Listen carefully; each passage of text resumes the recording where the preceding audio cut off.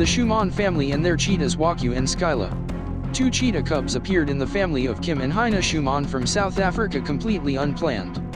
Their mother gave birth to 4 babies in the reserve, but since cheetahs can usually only survive half of the litter, the Schumanns decided to take 2 kittens home. Becoming the owner of 2 wild cats was not at all part of the family's plans, especially since they had 2 young children, 2-year-old son Malin and 3-month-old baby Kayla.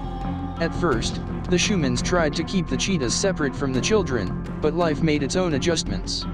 Kim had to feed the cheetahs, Wakyu and Skyla, and their own children every 2 hours, day and night.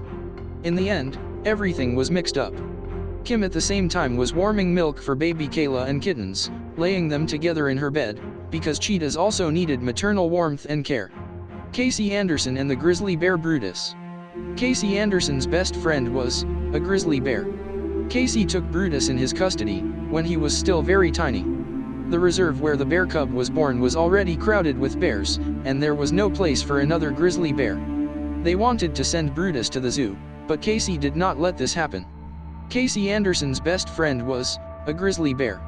Casey took Brutus in his custody when he was still very tiny. The reserve where the bear cub was born was already crowded with bears, and there was no place for another grizzly bear.